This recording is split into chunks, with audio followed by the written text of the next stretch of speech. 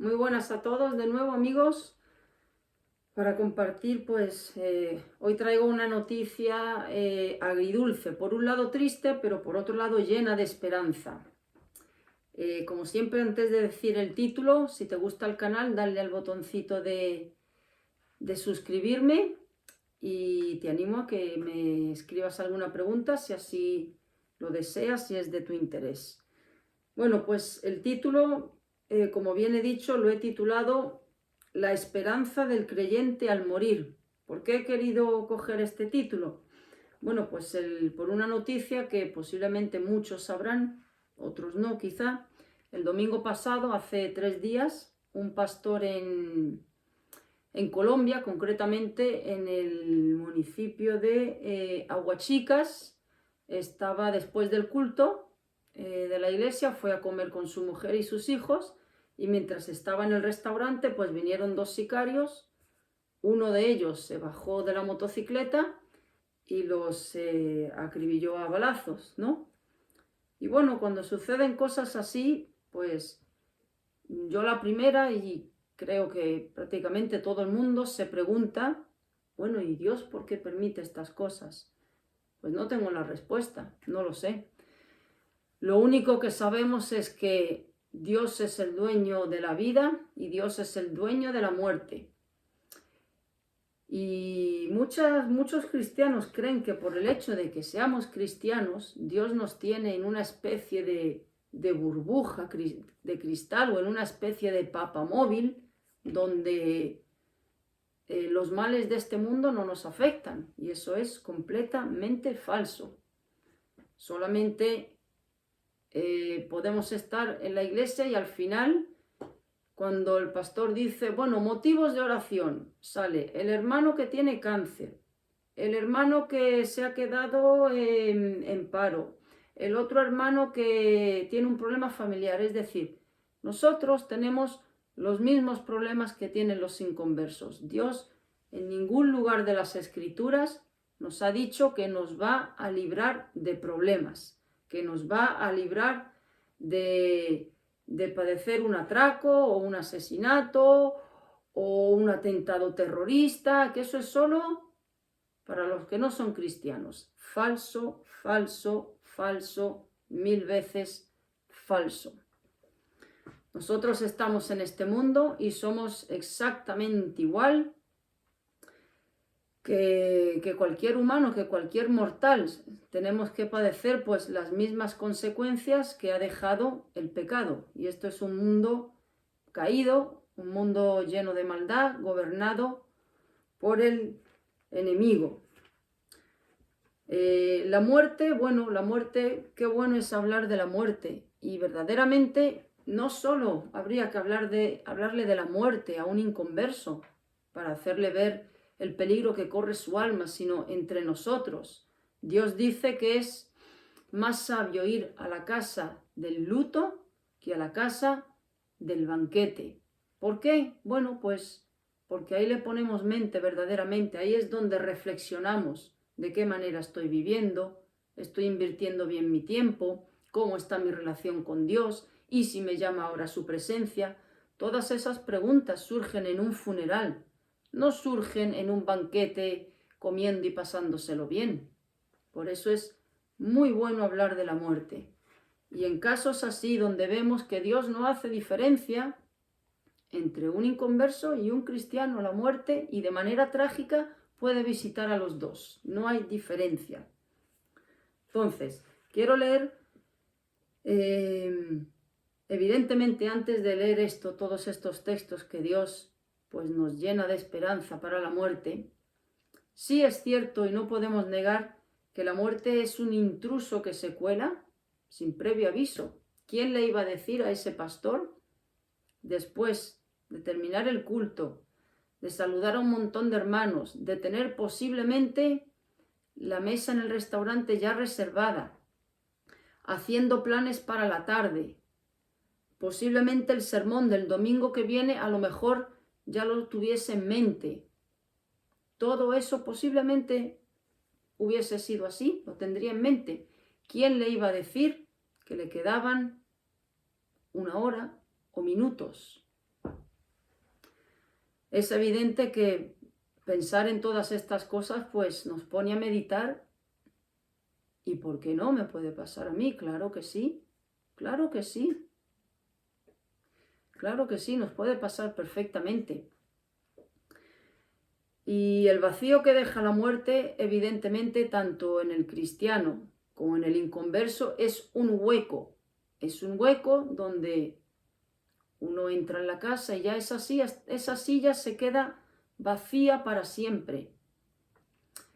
Esa chaqueta que está ahí colgada se queda ya pues colgada para siempre. Es decir, una persona que convive contigo, conocida o familiar o que tienes contacto directo, desaparece de golpe de la faz de la tierra. Eso impacta evidentemente. Eso deja un hueco y un vacío pues que es más que evidente, más que evidente. De hecho, mucha gente a veces no puede superarlo y la muerte, la muerte refleja la tragedia de lo que es el pecado. Es la sentencia que Dios cumplió a la desobediencia del hombre. Eso es la muerte.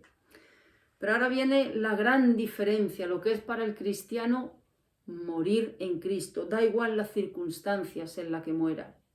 Si retrocedemos atrás en la historia, podemos acordarnos, por ejemplo, de Perpetua, aquella cristiana que si no me equivoco, fue en el 200 y pico después de Cristo, donde fue en la época, creo que de un emperador que se llamaba Diocleciano o Decio, pues fue torturada hasta la muerte y fueron a la celda,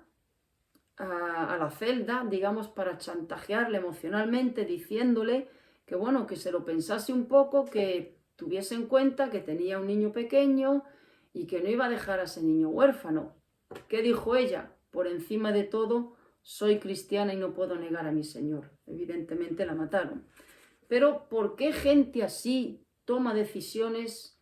¿Por qué cristianos siendo amenazados, por ejemplo, hablo de la época de la Inquisición o de la época de Nerón, dijeron sí a la muerte, a pesar de la muerte que vamos a tener? ¿Por qué? Y es de lo que quiero hablar ahora, de esa esperanza. Es decir, en un funeral, ya sea de un cristiano o de un no cristiano, es evidente que siempre hay lágrimas y hay tristeza y hay dolor. ¿Por qué? Porque es una separación de repente, brusca. Y eso es antinatural, no es normal morirse, es antinatural. El ser humano fue creado eterno, no fue creado para morir, por eso rechazamos la muerte. Pero en un entierro, evidentemente, hay una gran diferencia entre uno y otro. En un entierro de una persona que ha partido sin Cristo, hay pues no hay esperanza. Dios dice aquí perfectamente, podemos leer perfectamente en Proverbios 11:7, dice, cuando muere el hombre impío, perece su esperanza. No hay esperanza.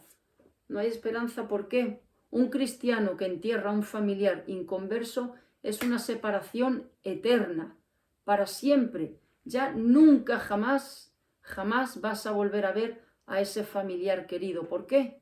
Porque él estará en un sitio de tormento y el creyente estará en el gozo de su Señor. Es un adiós hasta siempre. Entonces sí hay un dolor infinitamente muchísimo mayor, porque es una separación eterna. Pero ¿qué hay en la muerte de un creyente? La gran esperanza es un hasta luego, no es un hasta siempre como con el inconverso, es un hasta luego. Entonces voy a leer todos estos textos y los voy a leer por si alguien pues quiere anotarlos y quiere volverlos a leer. Luego tranquilo en su intimidad, porque pueden ser pues de mucho consuelo. Voy a ir leyéndolos uno por uno y luego pues daré una pequeño pensamiento. Por ejemplo, leemos Proverbios 14:32.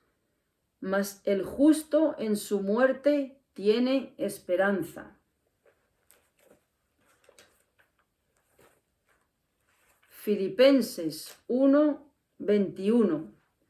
Porque para mí el vivir es Cristo y el morir es ganancia, ganancia. Versículo 23, también de Filipenses 1.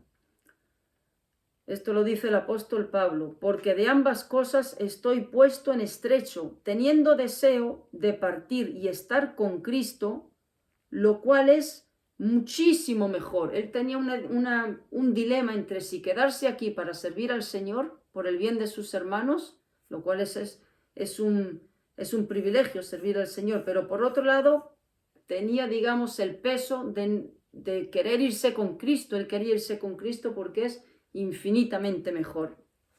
De hecho, lo dice muchísimo mejor. Verdaderamente la renuncia a morir a los creyentes, el renunciar, el no querer morirse, nos acusa seriamente de una alta traición contra el Señor. El no querer morir, el no morir es no llegar nunca a ser feliz. Qué gran verdad. Qué gran verdad. Segunda de Corintios, capítulo 5, versículos 6 al 8. Dice: así que vivimos confiados siempre y sabiendo que entre tanto que estemos en el cuerpo, estamos ausentes del Señor. Porque por fe andamos, no por vista. Mientras estamos con vida, andamos por fe, no lo vemos al Señor. Pero confiamos y más quisiéramos estar ausentes del cuerpo y presentes al Señor. ¿Cómo podemos estar presentes al Señor? A través de la muerte. Mientras este cuerpo no pase por la cruce, la barrera de la eternidad, vamos a estar sin ver al Señor. Estamos ausentes de poder verlo físicamente. Primera de Tesalonicenses 4, 13 y 14. Primera de Tesalonicenses 4. Lo estoy leyendo por si alguien quiere apuntarlos y luego leerlos tranquilamente. Dice: tampoco queremos, hermanos, que ignoréis acerca de los que duermen. Duerme significa que han muerto. Para que no os entristezcáis como los otros que no tienen esperanza.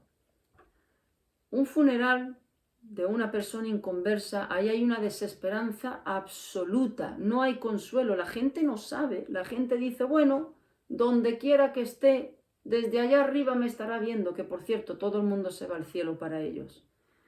Allá donde esté, me estará viendo, pero no saben, no tienen la certeza, no tienen la seguridad 100%, no saben dónde está ese familiar, no lo saben.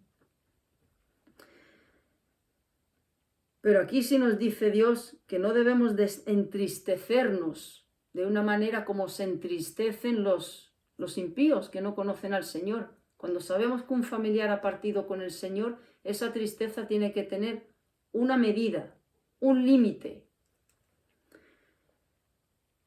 Dice, porque si creemos que Jesús murió y resucitó, así también traerá Dios con Jesús a los que durmieron en él. El que muere en el Señor, cuando Cristo venga por segunda vez, viene con el Señor. Viene con el Señor. O si nosotros, eso es si nos pilla en el arrebatamiento. Y si nosotros morimos, nos lo encontramos arriba. Es un reencuentro. Por eso la partida de un creyente de aquí es un hasta luego o hasta pronto. Salmo 48, 14. Salmo 48, 14. Porque este Dios es Dios nuestro, eternamente y para siempre. Él nos guiará aún más allá de la muerte. Verdaderamente, al otro lado de la tumba nos espera el Señor. Él nos guía. Podemos recordar cuando Lázaro murió, la parábola del rico y Lázaro en Lucas 16, dice que cuando murió Lázaro, los ángeles vinieron a por Lázaro. Dios envía a sus ángeles a recoger el alma de ese creyente una vez parte. Salmo 16, 11. Salmo 16, 11. En tu presencia hay plenitud de gozo. Salmo 17, 15. Estaré satisfecho cuando despierte a tu semejanza. Isaías 57, versículo 1 y versículo 2. Este es el que yo quiero en mi epitafio. El que se lea. Isaías 57, 1 y 2. Este es precioso. Dice, perece el justo. Y cuando hablo de justo no es una persona intachable, sino el que está justificado en la sangre de Cristo. Perece el justo y no hay quien piense en ello. Y los piadosos mueren y no hay quien entienda que de delante de la aflicción es quitado el justo. O sea, estar aquí es aflicción, estar aquí son problemas, estar aquí es estar batallando contigo mismo y con el que tienes al lado. Estar aquí es estar expuesto a los males de este mundo, a los ataques de Satanás, a los ataques de todo lo malo. Estar aquí es estar expuesto a todo lo malo. Partes y es quitado, eres sacado de todo eso. Y ahora dice el versículo 2, entrará en la paz, descansarán en sus lechos todos los que andan delante de Dios. Es entrar en paz absoluta, entrar en la presencia del Señor. Apocalipsis 14, versículo 13. Apocalipsis 14, versículo 13. Bienaventurados de aquí en adelante los muertos que mueren en el Señor. Sí, dice el Espíritu, descansarán de sus trabajos, porque sus obras con ellos siguen. Bienaventurados los que mueren en el Señor, si nos lo dice el Señor, que es un regalo la muerte. La muerte es la carroza que Dios determina para cada uno. Yo tengo una carroza distinta. Tú que me miras, si eres creyente, tienes otra carroza distinta. ¿Cuál puede ser tu carroza? Puede ser el cáncer, esa carroza, que Dios diga un cáncer. De alguna manera tenemos que salir de aquí. De alguna manera. Y Dios es soberano y determina, tú sales a esta edad, tú sales a aquella edad y tú sales de esta manera y a ti te recojo de esta otra manera porque Dios es soberano. O nos vamos a poner todos a pedirle, recógenos a los 95 en la cama sin sentir nada. No. Dios determina de qué manera sale cada uno de este mundo. Lo que Él sí ha prometido es estar con nosotros en ese momento. Entonces, la muerte es un regalo. Es un regalo. Dios ha determinado con esta familia de creyentes que fuera de esta manera. Además, pensándolo desde un punto de vista, por lo menos yo lo veo así, los 4 se han ido de golpe. Si se hubiese ido uno antes, otro después, los que se quedan aquí quedan llorando su partida, pero los 4 de golpe, los 4 de enseguida con el Señor. Esa es la esperanza que nos da el Señor. Entonces, que sí, que es de una manera, digamos, brusca, inesperada, pero ninguno va a llorar al otro aquí en la tierra. Ya no está esa posibilidad. Si se hubiese muerto el padre, pues los hijos llorarían al padre, la mujer lloraría al marido, si se hubiera muerto el hijo, los padres llorarían al hijo, en fin. Habría tristeza, ya no tienen tristeza, de golpe los 4 con el Señor. Mirándolo desde ese punto de vista espiritual, es una bendición que hayan partido los 4 al mismo tiempo. Es una bendición. Porque si se hubiese quedado alguno, evidentemente hubiese sido un motivo de aflicción. Más versículos. Primera de Corintios 15, versículo 53 al 57. Primera de Corintios 15. 53 al 57. Porque es necesario que esto corruptible se vista de incorrupción y esto mortal se vista de inmortalidad. Está hablando del cuerpo. Nuestro cuerpo físico es un cuerpo corrupto.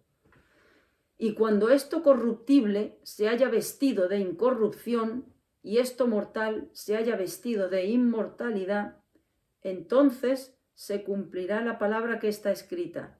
Sorbida es la muerte en victoria. ¿Dónde está, oh muerte, tu aguijón? ¿Dónde, oh sepulcro, tu victoria? Ya que el aguijón de la muerte es el pecado y el poder del pecado la ley, mas gracias sean dadas a Dios, que nos da la victoria por medio de nuestro Señor Jesucristo. La muerte no tiene ningún poder en el creyente, absolutamente ningún poder. La muerte es como estar en la acera y que pase un camión gigante por el asfalto y es la sombra lo que te tapa. La sombra, pero el camión no te hace daño. Es una sombra que no te va a hacer daño. Eso es la muerte, no tiene ningún poder. ¿Por qué no tiene ningún poder? Juan 11:25. Dijo Jesús, yo soy la resurrección y la vida. El que cree en mí, aunque esté muerto, vivirá. Y todo aquel que vive y cree en mí no morirá eternamente. ¿Crees esto? Estos 4 hermanos que han muerto, esta familia que han muerto, están en la presencia del Señor, están más vivos de lo que lo estaban hace 3 días, muchísimo más vivos. Ahora es cuando verdaderamente han empezado a vivir. Esto es un preparatorio. El tiempo que estamos aquí, algunos están más, otros menos, es un entrenamiento, es un preparatorio para la vida eterna. Entonces, ¿hay verdaderamente motivo en la muerte del creyente para entristecerse? Bueno, evidentemente, claro que hay motivo. El mismo Jesús lloró en la tumba de Lázaro. Dios no pretende que seamos estoicos, ascetas, insensibles, para nada. De hecho, Él lloró porque vio la tragedia del pecado que trajo la muerte. Y claro que se puede llorar, evidentemente, porque es una separación temporal. Esa persona ha desaparecido y ya en esta tierra no la vas a volver a ver más. No le vas a poder volver a dar un beso, no le vas a poder volver a abrazar, no vas a oír más su voz. Será un recuerdo lo que tengas. Podrás coger fotos y eso será lo que te quede del recuerdo. Pero es un hasta luego. Es un hasta luego. ¿Por qué?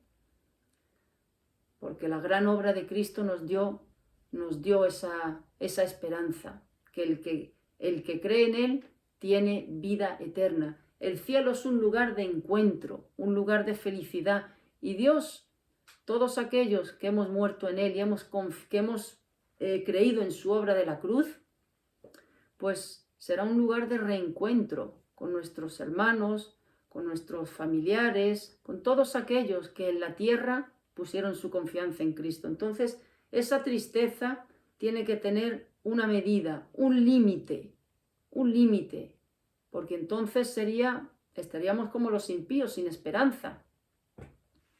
Y que siempre tengamos presente de que Dios es soberano y Dios decide de qué manera. Él ha decidido con esta familia que sean todos de golpe. ¿Por qué? Pues solo Él lo sabe. Yo particularmente pienso que cuando Dios se lleva a un creyente es porque la vida de ese creyente ha cumplido ya el propósito para el cual Dios creó a esa persona. Es decir, ya ha cumplido el propósito por el cual Dios lo tenía en esta tierra. Entonces, ¿para qué permanecer más? ¿Para qué permanecer más? Esta es mi opinión cuando Dios determina llevarse a un creyente. ¿Por qué? Porque mucha gente dice, bueno, pero ¿y por qué se la ha llevado de esta manera? ¿O por qué se la ha llevado tan temprano? ¿Por qué Dios permitió el apedreamiento de Esteban? Podría haber sido un magnífico líder de la iglesia, el primer mártir de la iglesia, y murió apedreado. ¿Por qué lo permitió Dios? Bueno, pues Dios determinó que Ese era el propósito de Esteban. Dios lo sostuvo en vida hasta ese momento para ese propósito. El propósito de Esteban ya se cumplió. Entonces, ¿para qué Dios va a mantener aquí un creyente más tiempo si el motivo por el cual todavía estaba aquí ya se ha cumplido? Ya no tiene más función de estar en esta tierra. Me lo llevo.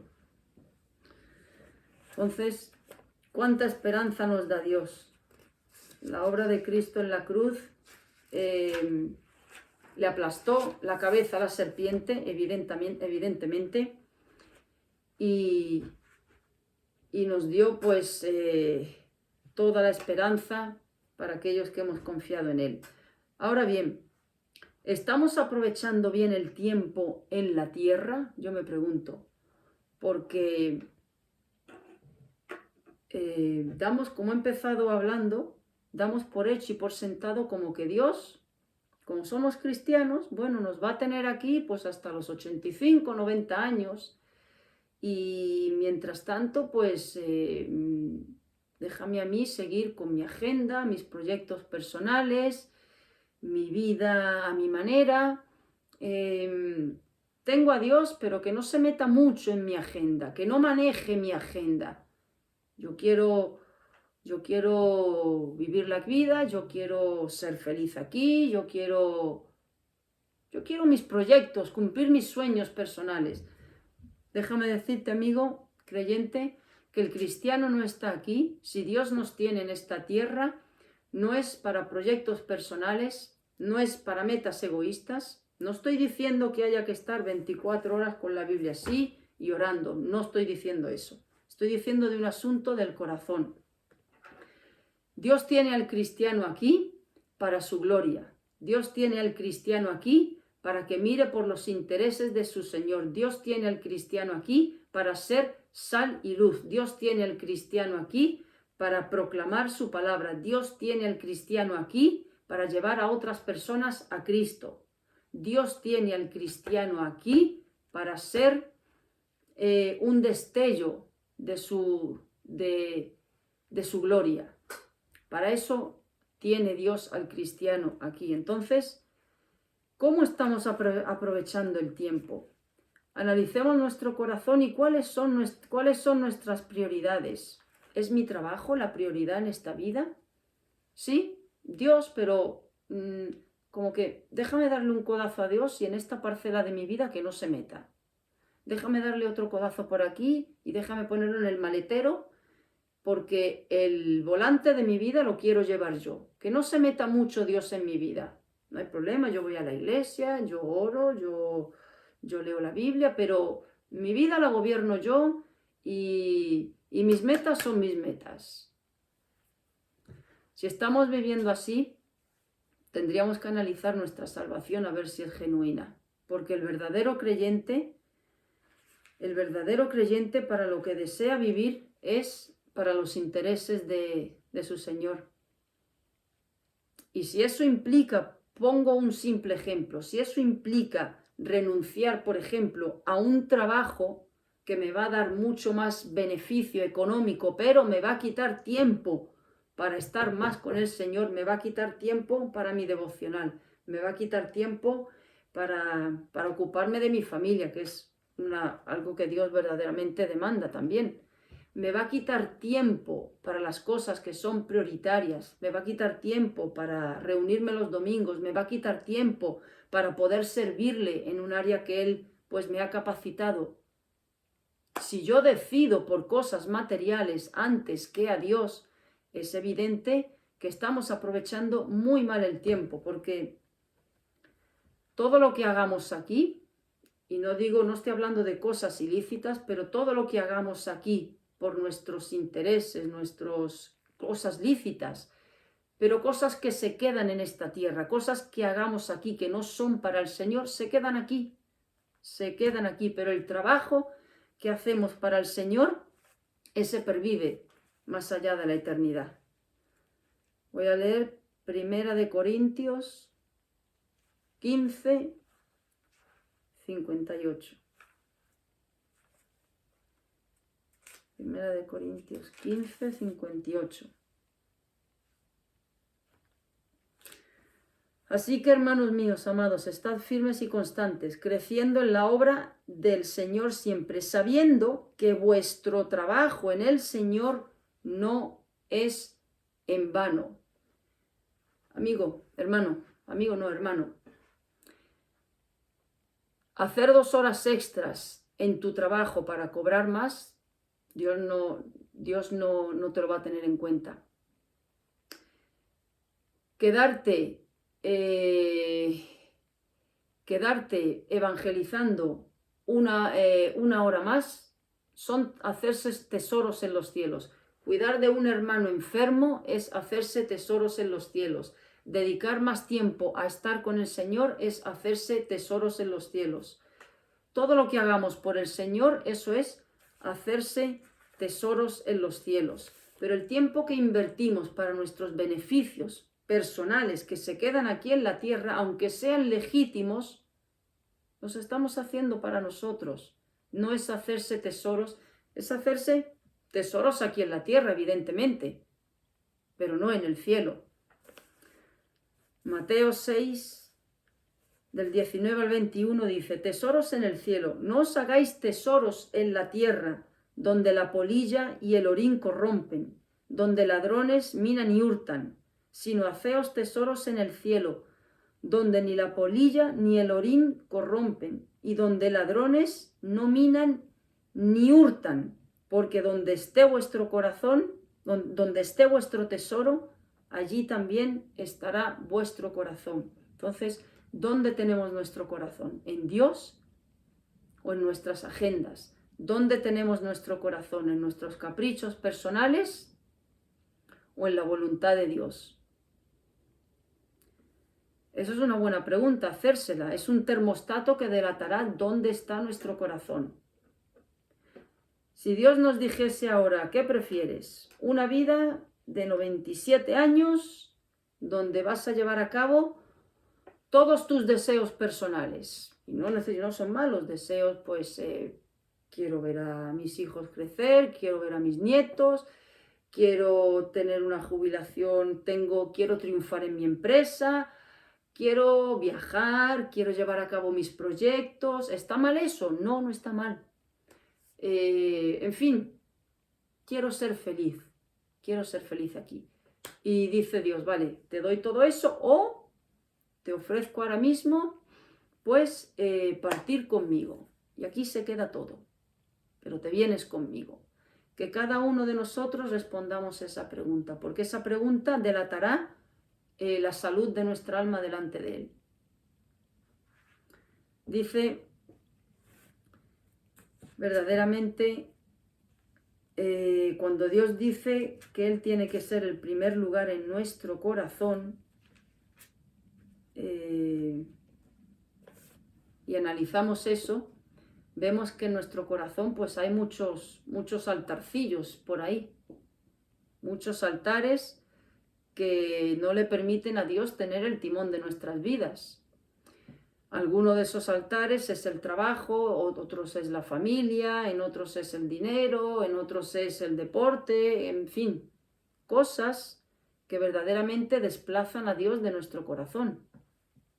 Entonces, ya termino para concluir. El cristiano está en esta tierra para glorificar a Dios, para velar por sus intereses, para servirle y para que Él pueda utilizar nuestras vidas de la manera que Él quiera. Si Él quiere utilizar nuestras vidas hasta los 30 años, pues hasta los 30. Utilizó la vida de Juan el Bautista hasta los 30. Si Él quiere utilizar nuestras vidas como George Muller hasta los 93, pues hasta los 93. Y Él la da y Él la quita cuando quiera. Entonces, ¿de qué manera estamos viviendo? ¿Estamos aprovechando bien el tiempo o lo estamos invirtiendo en nuestros deleites? Y hablo de deleites que son lícitos, no estoy hablando de ser un pendenciero ni nada de eso. Pero si esas cosas que son lícitas lo desplazan a Él de nuestro corazón, ya se convierte en algo ilícito y en un ídolo. No sabemos cuándo nos vamos a morir, en qué estado nos vamos a presentar delante de Dios, en qué estado. Entraremos, en el cielo entramos todos, porque no entramos por obras, desde luego, entramos por la obra de Cristo, pero ¿Qué le vamos a llevar? ¿Qué le vamos a llevar? Dios nos puede decir, bueno, has entrado verdaderamente, pero por poco, solamente por mi obra en la cruz únicamente, pero vienes con las manos vacías.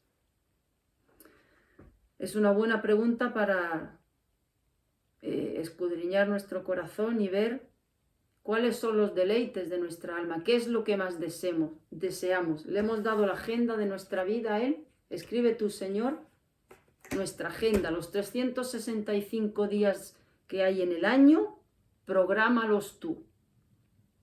Manéjalos según tus intereses, tus propósitos y usa mi vida de la manera que más gloria puedas recibir tú. Eso es una buena oración, pedírsela y que saque todos los baales que hay en nuestro corazón. Pregunto, ¿de qué manera estamos aprovechando el tiempo?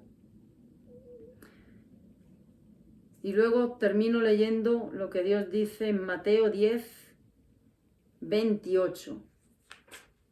Dice, no temáis a los que matan el cuerpo, mas el alma no pueden matar.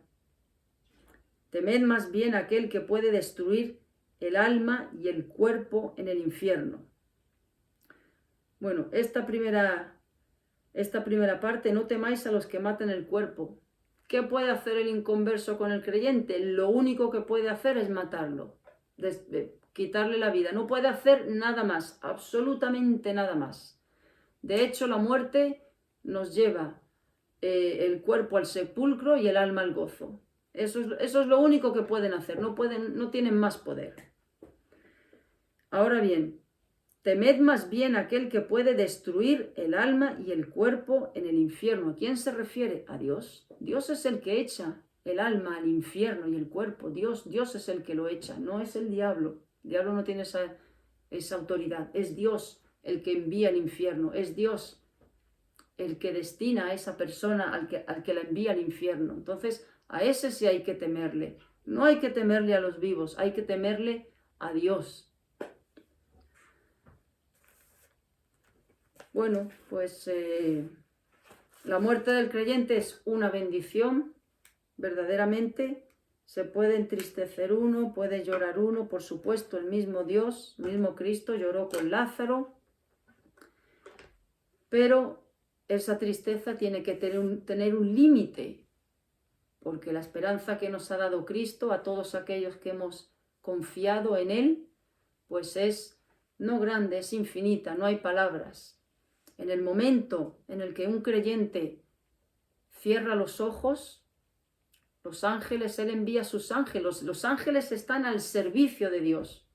Ellos cumplen sus órdenes y Él dice, recoger a este siervo mío, recoger a esta sierva mía. Y eso es lo que hacen ellos, recoger el alma del creyente y llevarla a la presencia de Dios. Entonces, y Él está con nosotros en ese momento. Morir aquí es cerrar los ojos entre mortales y abrirlos en la presencia del Señor. Y el primer impacto que vamos a tener al morir, el primer impacto, viene en otro versículo por aquí que no lo he citado, es que le veremos cara a cara. Ahí ya no es necesaria la fe, ahí será la culminación de todo lo que hemos creído en la tierra. La fe será cosa del pasado, no será necesaria. Ahora estaremos viendo cara a cara y veremos que verdaderamente fueron bienaventurados los que creyeron sin ver. Vamos a ver cara a cara al que se clavó en la cruz. Aquel cristiano que vivió 70 años y estuvo 60 años confiando en Cristo, el que se clavó en la cruz, lo verá cara a cara y dirá, este fue del que yo estuve durante 60 años en la tierra creyendo en Él, hablando con Él diariamente, leyendo su palabra, y ahora lo estoy viendo cara a cara. Dios tiene que preparar tanto nuestros cuerpos como nuestra alma para ese momento.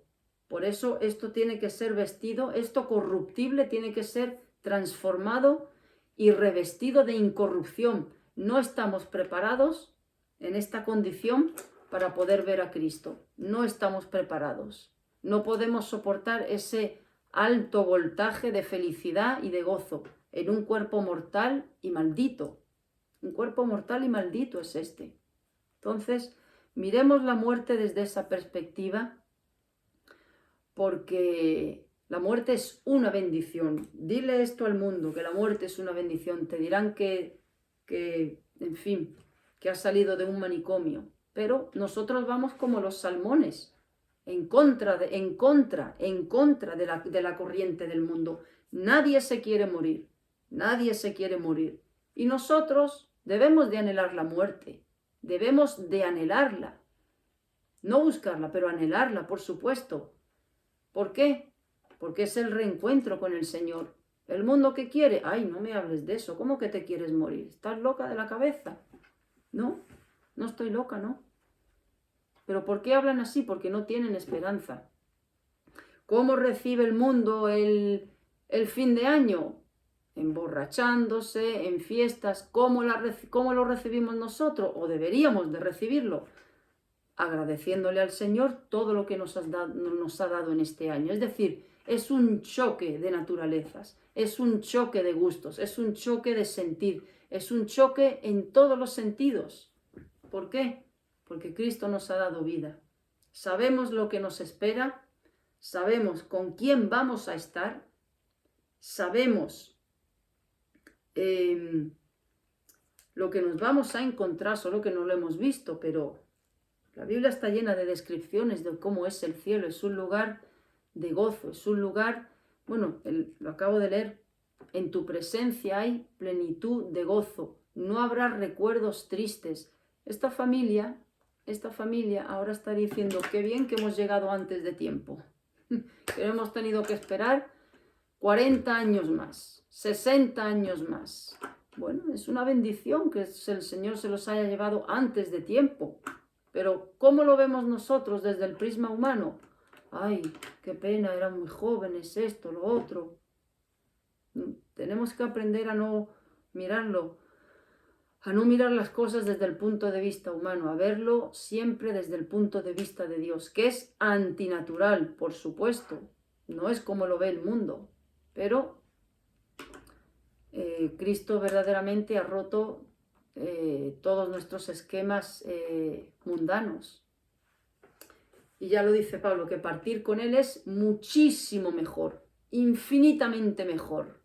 Infinita. En primer lugar, te liberas de ti mismo, ya no te tienes que aguantar a ti misma, ya no tienes que luchar con tu orgullo, con tu rencor, con tus chismes, con tu ira, con tu soberbia, con tu impaciencia, con el hermano de al lado, con la familia, con la gente del trabajo, con la maldad. O sea, se acabó todo eso, cosa del pasado, ya no hay enfermedades, se acaba todo eso. Pero esa no debe de ser la motivación en nuestro corazón para salir de este mundo. La verdadera motivación tiene que ser verle a Él, estar con Él. Por eso el cielo empieza ahora. En el momento de la conversión empieza el cielo ahora. No significa ausencia de problemas aquí. El cielo empieza en nuestra comunión con Dios. Podemos vivir en un mundo caído, pero teniendo el cielo en nuestro corazón, y eso depende de la comunión que tengamos con el Señor. No depende de la ausencia de problemas, depende de la relación que tengamos con Él. ¿Y cómo estamos aprovechando el tiempo? Somos cristianos que nos limitamos simplemente a ir el domingo, a oír el sermoncito de 25 minutos, de media hora o de una hora, y luego hasta el domingo que viene mi agenda personal me la manejo yo y que Dios no me entorpezca en mis planes. Y por encima de todo, déjame cumplir mis proyectos, mis sueños, mis ilusiones. Y Dios, pues bueno, cumplo con mis ritos, de vez en cuando leo la Biblia, pero que no maneje mi vida, Dios. Bueno, Dios no puede ser nuestro Salvador si no es nuestro Señor, porque Dios exige el 100% de nuestra vida. Eso implica darle absolutamente todo, darle el manejo al 100% de todo lo que somos y el control de todo. Gracias, Señor, por esa esperanza que nos has dado. Gracias por tu obra en la cruz. Tú resucitaste y nosotros también vamos a resucitar en cuerpos, como resucitaste exactamente tú. El mismo cuerpo que tienes tú ahora es el que vamos a tener nosotros. Gracias porque sabemos que cuando cerremos los ojos aquí, los abrimos mirándote a las pupilas cara a cara. Sabemos, Señor, que en ese momento entenderemos la dimensión, la gigante no, la infinita dimensión de tu obra en la cruz. Y también lamentaremos no haber vivido en la tierra de otro modo, haberte dado tan poco, Señor. Por eso el tiempo de agradarte es ahora, el tiempo de servirte es ahora, el tiempo de negarse a uno mismo y ofrecerte este holocausto es ahora. El tiempo de complacerte es ahora. Y el tiempo de poder demostrarte nuestro amor es ahora, Señor. Y te pedimos que nos ayudes. Y te pido, Señor, consuelo para todos aquellos hermanos que han perdido seres queridos que están contigo, que tú mitigues esa tristeza y que esa tristeza se convierta en gozo, Señor, porque tú no mientes. Todo te lo pido en el nombre de Jesús. Amén. Pues te animo que si quieres me envíes alguna pregunta y que pensemos en la muerte todos los días. La muerte no es solo para hablarle al que no tiene a Cristo. No, la muerte es para el creyente, para examinarnos de qué manera estamos viviendo, de qué manera nos va a encontrar el Señor. Si hoy decidiese el Señor decir, mira, te voy a mandar una enfermedad, o te voy a venir a buscar a través de un accidente, o a través de un asesinato, de un atraco, o un infarto, en fin, Dios decide de qué manera hacerlo. Decide, tiene todo el derecho a decidirlo. La cuestión es no el miedo de qué manera, sino cómo nos va a encontrar. Porque en ese juicio, aunque vamos a entrar, por supuesto, en el cielo, pero en ese juicio sí vamos a pasar vergüenza. El Señor, aunque entramos en gozo para siempre, pero ese momento del juicio sí vamos a lamentar no haber hecho más por el Señor, no haberle tenido más en cuenta, no haber trabajado más por Él, no haberle amado más. Va a ser un momento de vergüenza, pero es un gozo eterno una vez pasemos ese juicio, que no es de condenación, pero es un juicio donde Dios sí nos va a dar la posición que cada cristiano merece ocupar, el lugar asignado. Y no todos vamos a tener el mismo sitio, evidentemente. Pero no debemos de desear agradarle para tener un mejor sitio, no. Debemos de desear agradarle porque le amamos. Por eso, qué bueno es orar por el primer mandamiento. Aumenta mi amor hacia ti. Que esa sea la primera petición en nuestra vida. Hasta la próxima.